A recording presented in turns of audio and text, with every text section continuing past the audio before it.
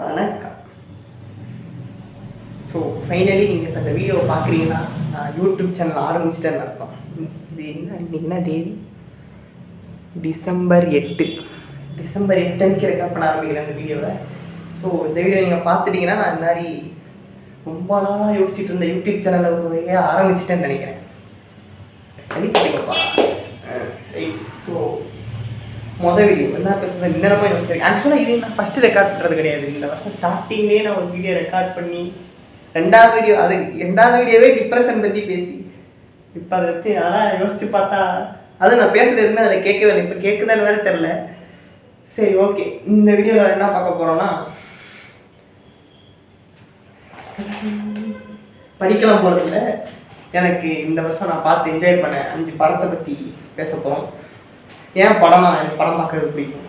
அதுக்கு ஒரு cinema freak அப்படின்னு தான் நினைக்காதீங்க. சினிமா ஃப்ரீக்குன்றதுனா நீங்கள் பழைய கிளாசிக் படம் அதெல்லாம் பார்த்துருப்பேன்னு நினைப்பீங்க. அப்போல்லாம் ஒன்றும் கிடையாது. இப்போ ரீசெண்டாக வந்த படம்லாம் பார்த்துருக்கேன். ரொம்ப பெரிய சினிமா என்தூசியாஸ்ட்லாம் கிடையாது. ஓகே. ஸோ இதை பற்றி தான் பேச போகிறோம். ஃபேனை வேறு ஆஃப் பண்ணிட்டேன். ஒரு மாதிரி பேருக்கு இது வேறு இல்லை, எல்லாம் ஹார்ட் ஒர்க் உங்களுக்காக. சரி, ஓகே. இப்போ தான் விக்கிபீடியாவில் டைப் படிச்சு இந்த வருஷம் என்னென்ன படம் வந்துச்சுன்னு பார்த்தேன். அதில் நான் பார்த்து என்ஜாய் பண்ண ஒரு 5 படம் தான். டிஸ்க்ளைமர் இப்பயே சொல்லிடுறேன். கண்டிப்பாக நீங்கள் நினைக்கிற நிறைய படம் அதில் இருக்க போகிறது இல்லை. நான் 5 படம் தான் சொல்ல போகிறேன். எனக்கு 5 படத்தை நிறைய படம் பிடிச்சிருந்துச்சி. இருந்தாலும் வீடியோ சின்னதாக 5 படத்தை பற்றி மட்டும் பேச போகிறேன். ஸோ உங்களுக்கு பிடிச்ச படம் அதில் இல்லைன்னா நல்ல படம் தான் அது, அவ்வளோதான். நான் இப்போ ஆனால் 5 படத்தை வச்சு தான் பேச முடியும். சரி, ஓகே. தாரத்தாரே அதுக்குள்ளே. சரி, ஓகே. ரெட் கலர் டிஷர்ட் போட்டிருக்கேன். அபாயெல்லாம் கிடையாது, எல்லாம் நன்மைக்கு. சரி, ஓகே. ஃபஸ்ட்டு எந்த படத்தை பற்றி பேச போகிறோம்?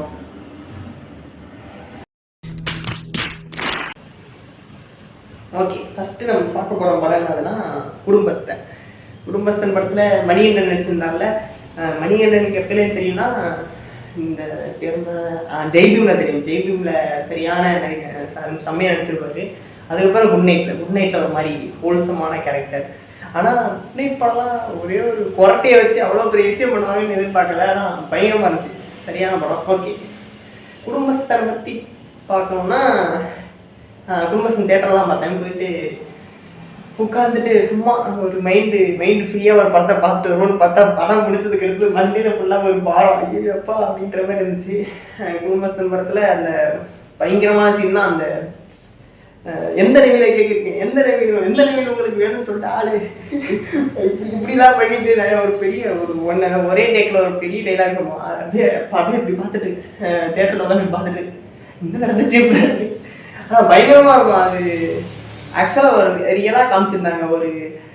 ஒரு ஃபேமிலி மேன், அவன்கிட்ட காசு இல்லைனா என்னென்னலாம் நடக்குன்ற மாதிரி ஹோல் ஃபேமிலியை கூட அகேன்ஸ்டாக மாற வாய்ப்பு இருக்குது. அது ஜஸ்ட் சுச்சுவேஷன் தான் அப்படி மாற்றுது. ஆனால் அதில் நிறைய விஷயங்கள் புரிஞ்சுது, இப்படி தான் இருக்க போகுதுன்னு சொல்லிட்டு. எவ்வளோ எவ்ரிதிங் மேட்டர்ஸ்ன்னு சொல்லி அதில் புரியும்.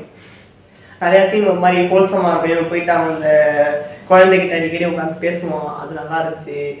அதுக்கப்புறம் வேற என்ன, ஹீரோயின் கூப்பிட்டு நடிச்சிருந்தாங்க. அதுக்கப்புறம் காமெடி தான் பயங்கரமாக. அவன் மாமா இருப்பானே அந்த ஒரு மீம் கூட செம்மையாக ட்ரெண்டாச்சு. அதெல்லாம் பயங்கரமாக இருந்துச்சு. அந்த படம் சூப்பராக இருந்துச்சு. அந்த ஆக்டர் கூட அந்த மின்னல் முறிகள் வந்து வில்லனாக நடிச்சிருப்பார்ல. அது ஆக்சுவலாக அந்த படத்தில் மின்னல் முறியிலே வந்து அவர் வில்லனாக நடிச்சதே வந்து அவரை பார்த்தா ஒரு கட்டத்தில் பாவமாக இருக்கும். அந்த அளவுக்கு நல்ல ஆக்டரு.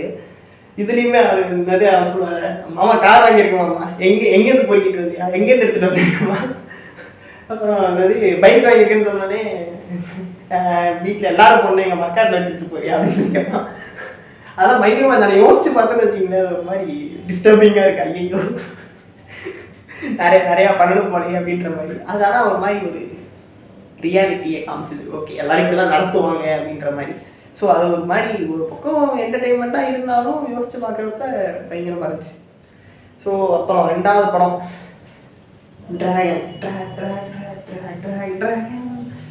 டிராகன் படத்துக்கு ஆக்சுவலாக நான் பயங்கரமான எக்ஸ்பெக்டேஷனில் போனேன். ஏன்னா அது எப்படி பிரதீப் ராமன் படம்ன்றதுனால கண்டிப்பாக என்டர்டெயின்மெண்ட் நிறையா இருக்குன்னு சொல்லிட்டு போனேன். ஆனால் அதங்க தான் ஒரு ஃபஸ்ட்டாக ஃபுல்லாக போட்டு இவனை போட்டு அடிக்கலாம் போட்டு போனாங்க அந்த கேரக்டரை போட்டு ரொம்ப காண்டாக இருந்துச்சு. எதுவுமே பண்ண மாட்டான், சும்மா தெரியுமா இப்படி இருந்துச்சுன்னா என்ன பண்ணுறதுன்ற அதே மாதிரி செகண்ட் ஹாஃபில் போட்டு செய்யின்னு செஞ்சு அதை பிஸ்கிட்லாம் போட்டு நல்லா செய்ன்னு செஞ்சுருப்பான். கடைசியில் அப்புறம் ஒரு சீன் தாங்க, அந்த அந்த ஒரு சீனில் தான் இருந்தது கிளைமேக்ஸ் மட்டும்தான் படத்தில், வேறு எதுவும் மற்றபடி எனக்கு ஓகேவா இருந்துச்சு படம். ஆனால் கிளைமேக்ஸ் பயங்கரமாக இருந்துச்சு. உண்மையாக அப்படி நடக்குமாலாம் தெரில, ஆனால் பார்க்க நல்லா இருந்துச்சு. அது அப்பா வந்து கேட்பார்ல, அது என்னது என்ன இப்படி தான் சின்ன வயசில் வந்து தள்ளி விட்டு போயிட்டான், அதனால தான் என்னால் இப்போ ஒழுங்காக அப்பையிலே நான் திங்க் தான் நடக்கிறேன். ஆனால் என் பையன் அப்படி பண்ணலன்றப்போ எனக்கு ரொம்ப பெருமையாக இருந்துச்சு. அப்போலாம் கண்ணு கலந்து என்னடா பேசுது. அப்புறம் அந்த சீன் முடியும் போது அப்படி ஊற்றுது தாரத்தாயா தேட்டர்லேயே உட்காந்து என்னடா அது அப்படின்னு சொல்லிட்டு அதுக்கப்புறம் சொல்லுவார்ல, தோத்துட்டான்னு கவலைப்படாத, திருப்பி எந்திரிச்சு ஓடு, அப்பா இருக்கேன் பார்த்துக்கலாம், வேற என்னங்க வேணும். அந்த மாதிரி யாராவது ஒருத்தவங்க நான் இருக்கேன் ஓடு பார்த்துக்கலான்னு சொன்னா புடிங்கிருப்ப போட போய் ஸ்ட்ராங்கா டீ வாங்கிட்டு போ.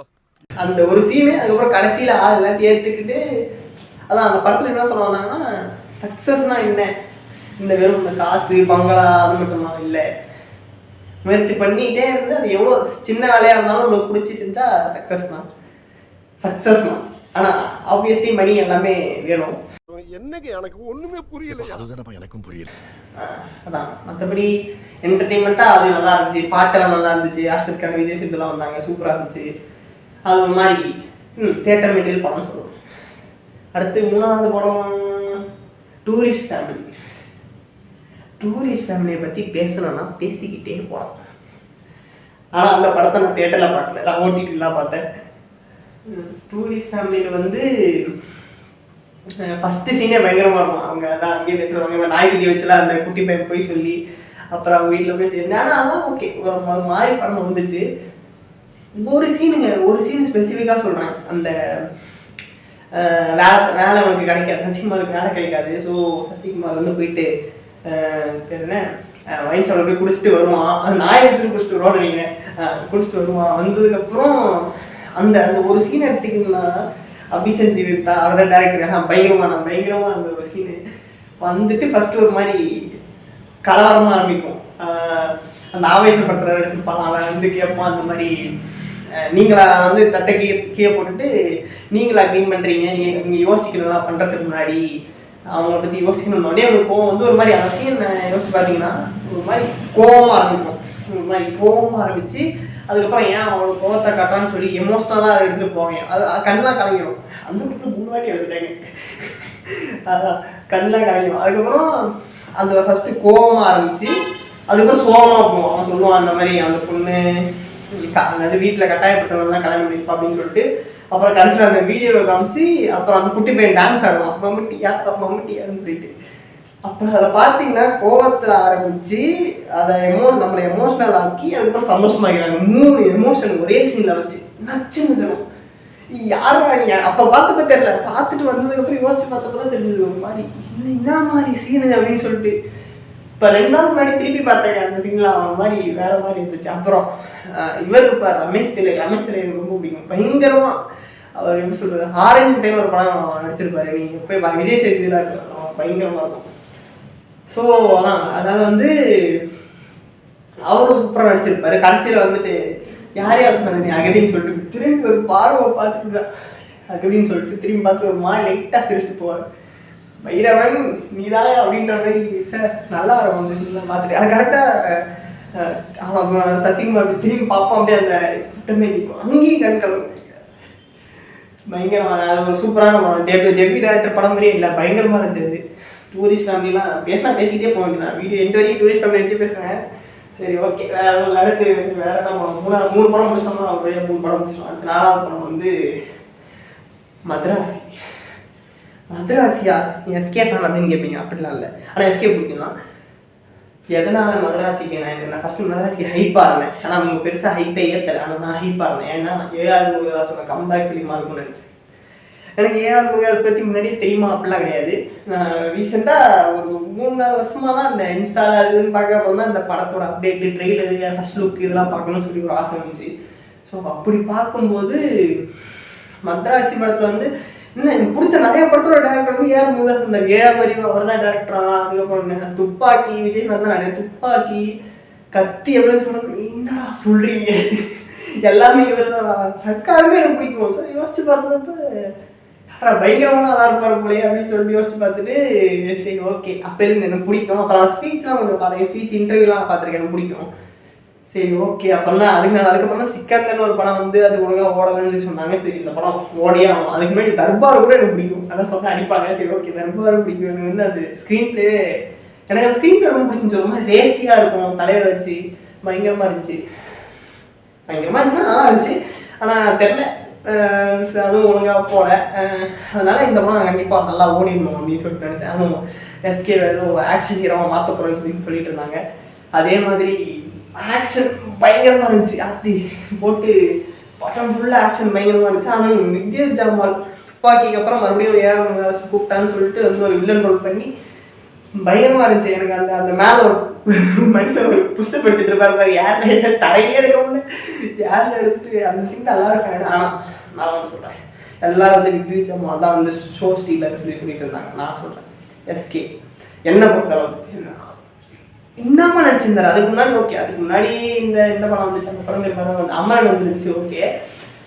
அதான் அது கூட கம்பேர் பண்ணல. அமரன் அது பயங்கரமான படம், அதான் எப்போ அதெல்லாம் அதை பற்றி பேச முடியாது, அது இன்னும் பயங்கரமாக இருந்துச்சு.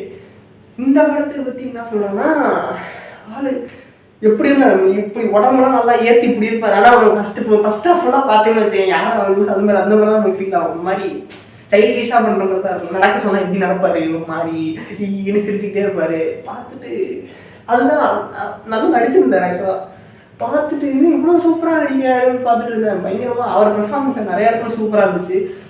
ஆக்ஷனுமே வந்து நினச்சா சும்மா இப்படி 4 பேரை பறக்க விட்டு ஒரு மாதிரி பயங்கரமாக மாசாக காமிச்சிருக்கான். அது வந்து அப்போ இருக்கிற அவரை பொறுத்த வரைக்கும் அது ஒரு டிசீஸ் அப்படின்னா கரெக்டாக அடிக்கணும். அப்படின்னா அனிமல் பேர் அது அனிமலிஸ்டிக் அதனால போட்டு வெடி அடிக்கணும் போட்டு அந்த உட்காந்து முட்டி மாற்றி அடிச்சுட்டு இருப்பாங்க. அதே மாதிரி சுட்டும் சூடே அந்த இடத்துலாம் போட்டுட்டு இருந்தாங்க. ஆனால் பயங்கரமாக ஆக்ஷன் இருப்பா சாமி பயங்கரமாக இருந்துச்சு. அந்த ஸ்டண்ட்டு வேறு ஐயோ பேர் வேறு மறந்து போச்சு, யாரும் தெரியல. அவர் தான் அந்த 4-5 வெஹிக்கிளை இடிச்சிட்டு ஓடி போய் இப்படி துள்ளிலாம் பிரிப்பாரு. ஆனால் நல்லா இருந்துச்சு, பயங்கரமாக இருந்துச்சு.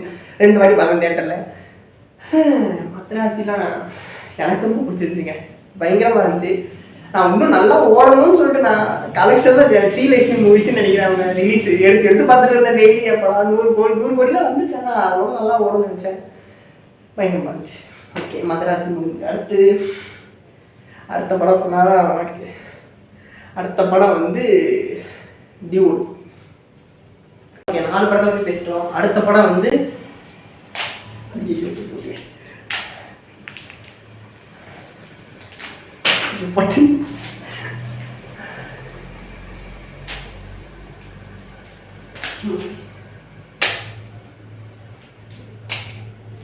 அடுத்த படம் வந்து என்ன படம் நீங்கள் கண்டுபிடிச்சிருப்பீங்க, சாவே டியூடு படம் வந்து எப்படி சொல்கிறது, எனக்கு வந்து ஒரு மாதிரி ரொம்ப பிடிச்ச படம். ஏன்னா பயங்கரமாக என்ஜாய் பண்ணேன். ஆக்சுவலாக தனியாக தான் போயிருந்தேன். ஃபஸ்ட்டு 2 வாட்டி தேட்டரில் பார்த்துட்டு ஒரு வாட்டி ஓடிடியில் பார்த்துட்டு அப்புறம் பிடிச்ச சீன்லாம் ஓட்டி பார்த்துட்டு இருந்தேன். அது வந்து நான் ரொம்ப என்ஜாய் பண்ணேன். ஆக்சுவலாக ஃபஸ்ட்டு ஓப்பனிங் சீன் நான் எதிர்பார்க்குறேன், பயங்கரமாக இருந்துச்சு. ஆக்சுவலாக ஒரு மாதிரி அதான் அந்த டேரக்டர் எந்த இன்டர்வியூஸ் இருந்தால் ஒரு மாதிரி ஜாக்கி சான் கைட்டு மாதிரி தான் ஒரு மாதிரி சும்மா ஃபுல்லாக எல்லாத்தையும் கலவரமாக்குங்கடான்னு சொல்லிட்டு ஃபுல் இடத்தையும் கலவரமாக்கி ஆள் தாவிக்கிட்டு இருப்பார். அந்த குரங்கு செட்டப் பண்ணுற மாதிரி அங்கேயும் தாவிட்டு அந்த ஒரு ஸ்லோ மோஷனில் அவர் வந்து எல்லாம் தூக்கி போடுவாங்க. இந்த பக்கம் ஓடிட்டு இருப்பார், இந்த பக்கம் எல்லாம் பறக்கும் திங்ஸ் எல்லாம் சேர் மேலே தாவி மேலே தொங்குறது, கீழே இருக்கிறது, டேபிளை சுற்றுறது, ஒரு மாதிரி அந்த ஹியூமாவே வேபிஸா போட்டிருப்போம். சாய் அப்படிங்கிற போட்டு பயங்கரமாக இருந்துச்சு. அந்த அந்த அந்த பாட்டுக்கு அது ஒரு மாதிரி நல்லா மேட்ச் ஆச்சு. அப்படியே அந்த சேர் எடுத்து தூக்கி வைப்பா மியூசிக் சாய் அப்படியே இருக்காரு அப்படின்னு நல்லா இருந்துச்சு. அதை பார்த்துட்டு மற்றபடி அந்த எல்லாரும் சொல்கிற மாதிரி அந்த இன்டர்வல் சீன் தான். அந்த இன்டர்வல் சீனில் வந்து பயங்கரமான அது அந்த சொல்கிற மாதிரி அந்த செட்டப்பே பயங்கரமாக இருந்துச்சு. சாப்பிட்மாமா அந்த ஃபஸ்ட் ஆஃப் ஒரு ட்விஸ்ட்டு எப்போ அந்த ட்விஸ்ட்டை பார்த்துட்டு யாரும் எதிர்பார்க்கவே இல்லை. எல்லாம் நான் என்னதுன்னா 2வது நாளோ 3வது நாளோ தான் போனேன். ஸோ இப்படி ஒரு போஸ்ட் விட்டுருந்தாங்க 3 பேர், மமிதா பைஜு, பிரதீப் ரங்கநாதன், நடுவில் சரத்குமார் நிற்கிற மாதிரி வந்து எல்லாரும் அந்த போஸ்டரை பார்த்து நம்பாதீங்க வேற அப்படின்னோடனே சரி ஓகே. அதுவும் படத்தை ஃபஸ்ட்டாக பார்த்துக்கிட்டே இருந்ததுனால என்ன நினச்சேன், சரி ஓகே இவன் தான் அவங்க 2 பேருக்கு ஓகே நீங்கள் கல்யாணத்தை நிறுத்த போகிறான் அப்படின்னு நினச்சிட்டேன். நான் தான் அவங்க ஸ்க்ரீன் பிளே எழுதிட்டேன் மண்டேல, சரி ஓகே எல்லாம் நடக்க போகுது அப்படின்னு சொல்லிட்டு கடைசியில் பார்த்தா ஆளு கேஸ்ட் அதுன்னு சொல்லிட்டு எங்கேயும் பெரிய ட்விஸ்ட்டு பார்த்துட்டு அது பின்னாடி ஒரு பிஜிஎம் வேற அது அப்படி நின்று மொத்தம் தூக்கி போட்டு நின்றுட்டு இருப்போம் அப்படி பயங்கரமா அப்படியே என்ட்ரி சீனில் தானே உட்காந்து ஐயா பால் அப்படின்னு சொல்லிட்டு சைக்கிள் ஓட்டிகிட்டு இருக்கோம். அதெல்லாம் பார்த்துட்டு நானும் நம்பிட்டேன் சரி ஓகே பூக்கியாக இருப்பார் போல அப்படின்னு சொல்லிட்டு ஆனால் பயங்கரமாக இருந்துச்சு. அப்புறம் அந்த ஓகே இங்கே எங்கே வந்தேன் இன்ட்ரடியூஷனுக்கு அங்கே வந்து அதான் அந்த எல்லா சொல்கிற அந்த ஒரு சீன் அந்த காது குத்துற சீன் இருக்கு. நான் வந்து போயிடுவான் நடந்து போயிடுவான் எனக்கு அங்கே என்ன வேணா பண்ணான்னு சொல்லுவான். நான் ஓகே பாய் அப்படின்னு சொல்லிட்டு நடந்து போயிடுவான். அப்புறம் திருப்பி காலை வச்சு வருவான்ல உள்ள அது ஏன் தெரியல மாதிரி அந்த சீன் ஒரு மாதிரி லைட்டாக எமோஷனலாக இருந்துச்சு ரொம்ப எனக்கு. அதுக்கப்புறம் ஆனால் அது என்னதுன்னா அது முடிஞ்சு டக்கு உடனே காமெடி அந்த மாதிரி ஒரு சீன் முடிஞ்சு உடனே காமெடின்றதுனால எனக்கு பெருசாக அந்த எமோஷனல் நிற்கலை. ஏன்னா தனியாக அந்த ரீலில் பார்க்குறப்பெல்லாம் ரொம்ப ரொம்ப ரொம்ப எமோஷ்னலாக இருந்துச்சு. ஆனால் ஓகே அது எனக்கு பெரிய ட்ராபேக்காக தெரியல. ஆனால் படம் அதுக்கப்புறம் சல்லு போயிட்டே இருக்குது ஃபாஸ்ட்டாக. அதுக்கப்புறம் என்னாச்சு இன்டர்மிஷன் வருமா இந்த சீனில் வந்து ஒரு இது இருக்குது சொல்கிறேன். சாய் அப்படிங்க இந்த காது குத்துற இந்த சீன் வந்த கற்றுது இப்படி ஆள் விழுந்து நிற்கும்போது ஒரு பாடுவான்ல உன்னைத்தான பார்த்துக்க நான் இங்கே காத்திருக்கேன் நெஞ்சு ஏங்கி இருக்கேன் காதலை தாண்டி என் மூச்சவ பேர் சொல்லும் அழகவை விட்டுருங்க எனக்குள்ள கலக்கிற ஆக்சிஜன் அழகவை யாரவையாரவ ஊர் சொல்ல ஸ்டோரவெல்லாம் என்னவெல்லா விட்டு ஒரு அலையவ கலையவ அழகிய நிழலவன் வரும். அப்போ பின்னாடி நல்லா பார்த்தீங்கன்னா ஒரு ட்ரம்பட் வரும். ஒரு ட்ரம்பட் வரும் பார்த்து அது அப்போ எனக்கு ஃபீல் ஆகல. அடுத்து ஒவ்வொரு வாட்டி ஒரு ரீல் பார்த்துட்டு அப்புறம் செகண்ட் டே படத்துக்கு போனப்போ அது நல்லா ஃபீல் ஆச்சு. அந்த பிஜிஎம் போய் கேட்டிங்கன்னா அந்த ஊரும் பிளட் ஆர்கெஸ்ட்ரல் நினைக்கிறேன் 1 minute 18 seconds அதில் அந்த 40 secondsல நம்ம ஆரம்பிக்கணும். ஒரு அலையவ கலையவ அழகிய நிழலவ அப்படின்னு சொல்லிட்டு ஒரு பின்னாடி செம்ம அந்த சாமி தெரியல அந்த கண்ணுக்குள்ள பாட்டுலாம் இருந்துச்சு. அப்போ அந்த ஸ்டைல் எல்லாமே பிடிச்சிருந்துச்சு. தூக்கி போட்டு பிடிக்கிறது பழைய தூக்கி பிடிக்கிறது 2 பிஸ்கெட் பாக்கெட்டை பிடிச்சி தூக்கி போட்டு பிரித்து போடுவோம். நல்லா இருந்துச்சு அந்த ஸ்டைல்லாம் பிசி விட்டு போயிட்டு இருந்தது ஒரு மாதிரி நல்லா இருந்துச்சு. அவ்வளோதான். அப்புறம் அந்த படம் பயங்கரமாக என்ஜாய் பண்ணேன். அப்புறம் லாஸ்ட் சீன் அதெல்லாம் தெரில சம்பவம் அது ஒரு மாதிரி ரிலேட்டபுளாக இருந்ததுனால நல்லா இருந்துச்சு. ஓகே ரொம்ப ப்ராக்டிக்கலாக எடுத்து பார்த்தா இது மாதிரி நடக்க போகிறது இப்போலாம் யாரும் பண்ண போகிறதில்ல. நான் ஒரு என்டர்டெயின்மெண்ட்டாக பார்க்கும்போது ஒரு மாதிரி பயங்கரமாக இருந்துச்சு. சில எமோஷன்ஸ் ரொம்ப கனெக்ட் ஆச்சு. அதனால் எனக்கு ரொம்ப பிடிச்சிருந்துச்சு. அவ்வளோதான். சாமி அந்த சீன் பயங்கரமாக ஆள் போயிட்டு இப்போ எனக்கு வலிக்குது அப்போ எனக்கு எதுவும் தெரியல இப்போ எனக்கு வலிக்குதுன்னு சொல்லிட்டு உள்ள போய் அழுதுட்டு வருவான். வந்துட்டு அங்கே போய் சாப்பிட்டு எடுத்தாச்சு இப்படி தூக்கி போட்டு பிடிச்சிட்டு சாப்பிட்டு வந்து சாப்பிடே அப்படின்னுட்டுவான். அந்த சீன் எனக்கு ரொம்ப பிடிச்சிருந்துச்சு. சாப்பிடே அப்படின்னு சொல்கிறது. அப்புறம் பாட்டு ஊரும் பிளட்டு பாட்டு வருதுங்க. நான் கேட்டேன் ஃபஸ்ட் டைம் கேட்டுட்டு ஓகே இந்த நடுவில் அந்த மெலடியா அதுக்கு மட்டும்தான் லிரிக்ஸ் கேட்குது. வேற எதுக்கும் எனக்கு லிரிக்ஸே கேட்கல, எதுவுமே கேட்கல, வெறும் ஒரு மாதிரி மியூசிக் மட்டும் கேட்குது. என்னடா இது அப்படின்னு சொல்லிட்டு விட்டாச்சு. ஓகே அப்புறம் கொஞ்சம் கொஞ்சமாக கேட்டதுங்க நல்லா இருக்கும் பாட்டு வருது. நல்லா இருக்கும் பாட்டும் கேட்குறேன். ஒரு மாதிரி லிரிக்ஸ்லாம் புரியுதா, நான் டியூன் எதுவும் ரொம்ப ஒரு மாதிரி இருந்துச்சு நடாது அப்படின்னு சொல்லிட்டு ஒரு மாதிரி ஒன்றும் உள்ள அது வரல. அப்புறம் போ கேட்க இல்லை இன்ஸ்டா பார்த்தா என்னன்னு தெரியல. ஆனால் எல்லா பாட்டும் முடிச்சிருச்சு. என்னடா பயங்கரமாக இருந்துச்சு எல்லா பாட்டுமே. அப்புறம் அந்த கண்ணுக்குள்ள அந்த பாட்டு சூப்பராக இருந்துச்சு. அப்புறம் அந்த ஊரும் கேட்டே அந்த ஃபீமேல் வெர்ஷனில் வந்துச்சு தேட்டரில், அது பயங்கரமாக இருந்துச்சு. அவ்வளோதான். அதுக்கப்புறம் இப்போலாம் கார்டு போட்டுக்கிட்டு இருக்கேன். அடுத்து என்ன இப்போ என்னது ஓஎஸ்டியே வந்துருச்சு. 15 வருஷம் ஊரும் பிளட்டு அந்த பக்கம் ஒரு 41 ட்ராக் எல்லாத்தையும் போட்டு அடிச்சு நோட்டு சாமி பயங்கரமாக இருந்துச்சு. ஓஎஸ்டிக்கெலாம் நான் வெயிட் பண்ணிட்டு இருக்கேன். எல்லாரும் சொன்னாங்க இது ஸ்லோ இன்னும் ஸ்லோ இது ஃபாஸ்ட்டாக அப்படின்னு சொல்லிட்டு. ஆனால் நான் விட்றா அடிக்கடி போய் செக்லாம் பண்ணிட்டு இருந்தேன். எப்போன்னு சொல்லிட்டு ஆனால் வந்து சைடே செல்ஃபி வந்தோடனே போட்டு பிடிச்சதெல்லாம் டவுன்லோட் பண்ணி பயங்கரமாக கேட்டுட்டு இருந்தேன். அவ்வளோதான். அடுத்து எல்லா பாட்டுக்கும் சாய் பிங்கர் பாட்டெலாம் வரலாம், எல்லாம் கேட்கலாம் போகிறேன். பயங்கரமாக இருக்குது. கொஞ்சம் டைம் இருக்குது. ஆனால் காடு போடுமே ஃபஸ்ட்டு வந்தப்போ ஒரு மாதிரி சத்தமாக இருந்துச்சு. இப்போ கேட்கும்போது பரவாயில்ல, நல்லா இருக்குது. அது மாதிரி கேட்க சரியாகும்னு நினைக்கிறேன். அவ்வளோதாங்க. ஐயோ படத்தை பற்றி பேசுகிறேன், பாட்டை பற்றி பேசிகிட்டு இருக்கேன். சரி, ஓகே, அவ்வளோதான். இப்போ இதான் என்னோடய யூடியூப் சேனல். இனிமேல் அடிக்கடி வீடியோ இதில் வரும்னு நினைக்கிறேன். இன்னத்தை பற்றி பேசணும்னா எனக்கு தெரியல. நான் இந்த மாதிரி ஏதாவது பேசுவேன். ஆனால் எனக்கு என்னன்னா என்டர்டெயின்மெண்ட் பர்பஸுக்கு தான் நான் அதை பண்ணுறேன் ஆக்சுவலாக. ஆனால் நான் எல்லாமே ஷேர் பண்ணுவேன். ஏதாவது நான் ஷேர் பண்ணுவேன். ஏதாவது நியூஸ் மாதிரி ஏதாவது பேசுவேன். தெரியல என்ன பேசுனாலும் கேட்கணும், அவ்வளோதான். பயப்படாத. அவ்வளோதாங்க, வேறு இதில். ஆனால் நல்ல விஷயத்த ஸ்வீட்டோட ஆரம்பிக்கணும் அப்படின்னு சொல்லிட்டு 45 ரூபா கொடுத்து வாங்கியிருக்கேன். எவ்வளோ? 45 ரூபா கொடுத்து வாங்கியிருக்கேன். ஆனால் டியூடு படத்தில் தூக்கி போட்டப்ப இந்த டெய்ரி மில்க்கு மாதிரி தானே இருந்துச்சு. டெய்ரி மில்க்குள்ள இன்னொரு கவர் இருக்கும்ல, அப்போ அந்த கவரையும் பிக்கணும்ல அப்படின்னு யோசிச்சுட்டு இருந்தேன். ஆனால் இப்போ இதை பிக்கும்போது பார்த்தா இதுலேயே கவர் இல்லை. சரி, ஓகே, சாப்பிடு, ஸ்வீட் எடு, கொண்டாடு. அவ்வளோதான். அடுத்து எப்போ வரும் தெரியல. இதுவே ஒரு மாதிரி இங்கே லைட் அடிக்குது. நானே கஷ்டப்பட்டு வேர்வையோடு தான் எடுத்துகிட்ருக்கேன். தெரியுதா? வேர்வையோடு தான் எடுத்துகிட்ருக்கேன். லைட் அடிக்குது, அதனால் இப்படி தெரியுதா? நான் நோத்துறேன் ஒரு மாதிரி. இப்போ தெரியும், வெள்ளையாகவும் கருப்பாகவும் ஸ்க்ரீனு தெரியுதான்னு தெரில. அந்த மாதிரி இருக்குது. அவ்வளோதான். அது ஜென்ரலாக கேட்டிங்கன்னா வேறு என்ன அவ்வளோ பிடிச்சிருந்துச்சி. இன்னும் எல்லைக்கு வரல. எல்லைக்கு நல்லா இருக்கும் நினைக்கிறேன். அதுக்கப்புறம் பாவாத்தியார் வருது, அதுவும் பார்க்கணும். நீ என்னத்தை பார்க்கறது? திரும்பி என்னைய பாடுறா அப்படின்னு வாழ்க்கை என்னத்தை பார்க்கறது? திரும்பி என்னைய பாடுறா. வேற பைசன் பார்த்தேன். பைசன் பயங்கரமா இருந்துச்சு. ஓகே, நான் மெட்ராஸ் மாட்டி பார்த்தேன், அதுவும் நல்லா இருந்துச்சு. வேற அவ்வளோதாங்க. ஏதாவது ஞாபகம் வரல. அடுத்தடுத்து பார்ப்போம். ஆனால் இதுமாதிரி படத்தோட அப்டேட்டு இதெல்லாம் பார்க்க எனக்கு ரொம்ப பிடிக்கும்.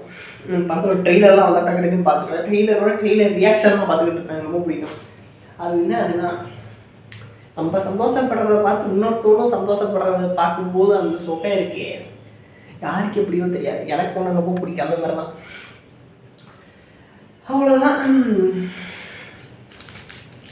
ஆனால் இந்த டூரிஸ்ட் ஃபேமிலிலாம் பார்த்தேன்னா தெரியல.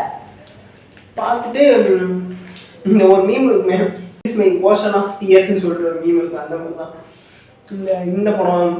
விஐபிலாம் அந்த அம்மா கூட உட்காந்து திறமெல்லாம் இருந்தால் பார்த்தாலுமா, அது அம்மா சொல்லுவாங்க, திறமை மட்டும் இருந்தால் போகுதுருக்கு. யாரா நீங்களா? பயங்கரமாக இருந்துச்சாலாம். அந்த படம் ரொம்ப பிடிக்கும் எனக்கு. இது அப்போ என்ன, வேலையில்லாப்பட்டதாடி, சம்திங், குட்டி, உத்தம புத்திரன், நண்பன் படம்லாம் பார்த்தா ஒரு மாதிரி அந்த உள்ள வடிவல் வந்து தில்லாலங்கில் பரப்பாங்க. அந்த மாதிரி தான் மாதிரி தில்லாலங்கடி ஆதவுள்ள காமெடி, ஃப்ரெண்ட்ஸு செம்மையை என்ஜாய் பண்ணணும். நண்பன் மட்டும் தான் சைலன்ஸர் ஸ்பீச்சுலாம் உட்காந்து விழுந்து சரி எங்கள் வீட்டில் இருந்தால் டேய் பைத்தியமாக ஐடியாடா அப்படின்ற அளவுக்கு பயங்கரமாக இருந்துச்சு. ஓகே, நான் எங்கெங்கே போகிறேன். ஆனால் அந்த 5 படம் தாங்க. ஓகே, உங்களுக்கு என்னென்ன அப்படி படம் பிடிக்குமோ கமெண்ட் பண்ணுங்கள். Meanwhile bro speaking to the audience சொல்லிட்டு இந்த வடிவில் உட்காந்துட்டு இருப்பாங்க. நீங்களும் கோடிக்கணக்காக சம்பாதிக்கலாம். ஒரு ஷோ அதை ஒன்று போட்டிருப்பான். இந்த பக்கம் தெரியும் பார்த்தா ஒரே ஒருத்தர் உட்காந்துருப்பாங்க, வேறு யாரும் உட்காந்துருக்காங்க. Me speaking to my audience அந்த மாதிரி பேசிக்கிட்டு இருக்கேன். Welcome to great Kirikalan magic show. அலைகடலான திரண்டு வந்து ஆர்ப்பாட்டமே இல்லாமல் இங்கு அமைதியாக அமர்ந்திருக்கும் என் ரசிக பெருமக்களே, உங்கள் எல்லோருக்கும் என் அன்பார்ந்த முதல் வணக்கம். சரி, ஓகே. டெய்ரி மில்க் ஏதோ நான் மட்டும் திங்கிறேன்னு நினைக்கிறேன். உங்களுக்காக தான் வாங்கினேன். அவ்வளோதான். பாப்பமா. எஸ், சேனல் பேஜ் வந்து டோன்ட்னோன்னு வச்சுருக்கேன். ஏன்னு சொல்லு, ஏன்னா எனக்கு தெரியாது, அதனால தான் டோன்ட்னோன்னு வச்சுருக்கேன்.